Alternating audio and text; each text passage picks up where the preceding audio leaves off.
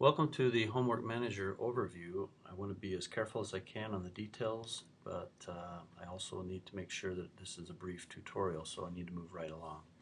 What I intend to do here for you is to give you a broad overview of how to use the Homework Manager more intelligently as you tackle your homework throughout the semester.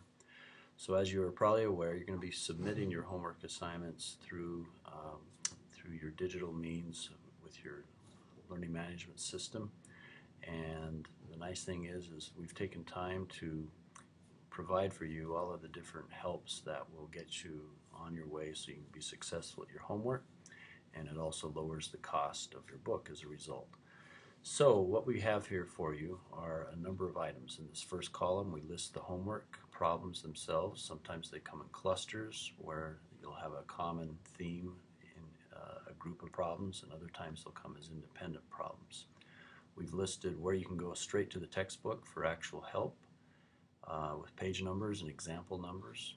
In this column here I've listed the homework sections for you that would allow you to go to the back of the reading and dig into additional problems. Keep in mind that the answers to the odds are in the back of your book, of course. In this fourth column we have tutorial videos that are occasionally available. Sometimes they are very generic and more general in nature, but other times they're quite specific to the problem. At any rate, you'll benefit by taking a glance at those.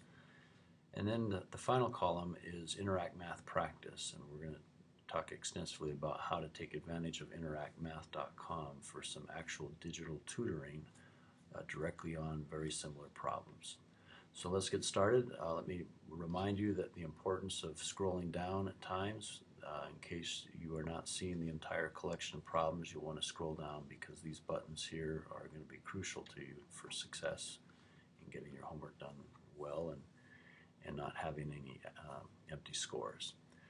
So one of the things we need to understand is how you would approach homework in the first place. And I would highly recommend you consider reading the material first and then taking a glance at these examples. So I'm going to take a look at the ebook here for a moment just to give you a what if.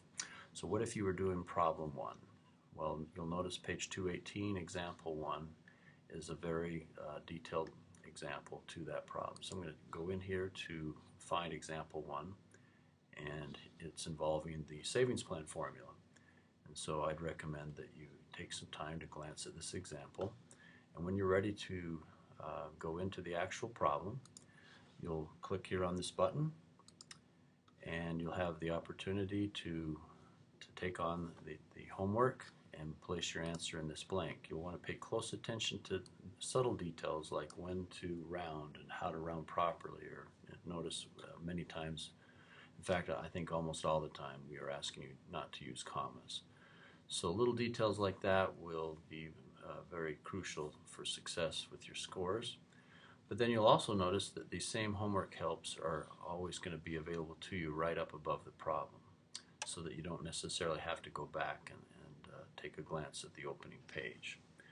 Now, one of the things that we've provided you are these videos, and we've arranged for them to come up in a pop-up window. So I'm going to click right here just to see if this will work.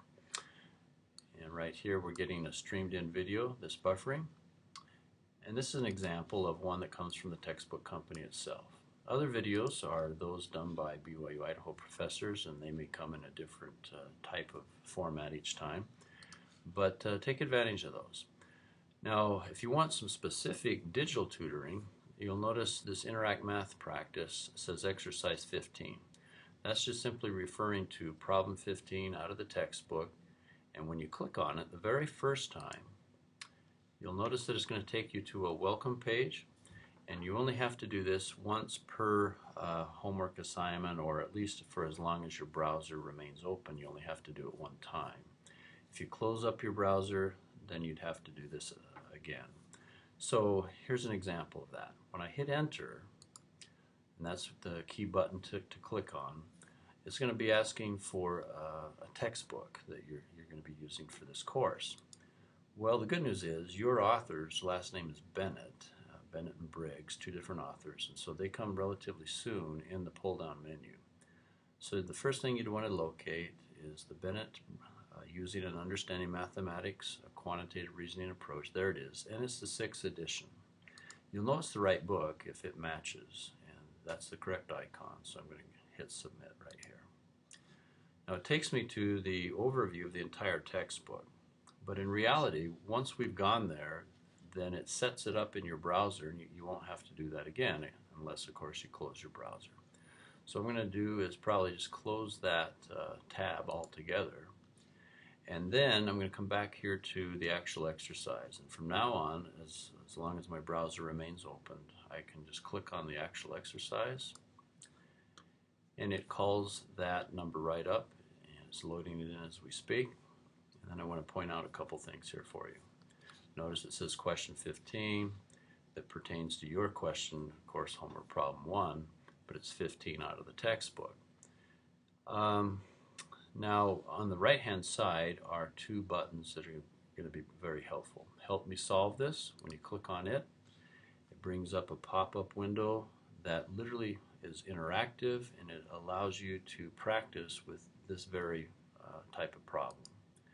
And we have a field here that you can answer with, type your numbers in and check your answer and so on. So that's going to be extremely useful, very interactive. View an example is similar. The only difference is it's not so interactive in that you just read the material carefully and hit continue each time to see how the example flows. So those are 2 vital buttons that could come in handy as you are using interactmath.com. And off to the left hand side is a little bit of a calculator help that allows you to type numbers in effectively. Alright, now each time you might consider just closing the tab and then come back to your actual homework. Now the other thing that's important to deal with is this notion of the submit button versus the done. Each time you do a homework problem, you're going to have the opportunity to submit. If you get it wrong, you have a chance to do a retake since you have unlimited attempts up until the deadline. And then you can, after you get it correct, you can move on to the next problem or hit done. But I wanted to remind you that you'll want to make sure that you have scores for every one of these problems on the homework assignment. If you leave even one problem off your assignment without any score showing, then you won't receive any score for the entire homework assignment. So please do not leave anything blank. You need to at least attempt and make sure that some type of score, even if it's a 0, is showing up there. Alright, so that's the probably the most critical part to the homework manager is this notion of Interact Math practice, where you have a digital tutor, the videos, and then making sure that you submit properly and that you have a score located in this box here. The remaining won't be an issue because you have unlimited attempts. Over here, this column will keep track of how many times you've tried a problem. And then this last column called review is very handy. You can actually go back in time and look at your attempts from the past. So I think that represents the key elements I wanted to share with you. I hope you find success using your digital homework manager. Ask your instructor for help if you get confused on any issues, and come back and revisit this video in the future if it's helpful to you. It'll be there at all times in this button here, and called interactmath.com, and just review it whenever you need some help. Thanks for visiting. Have a great day.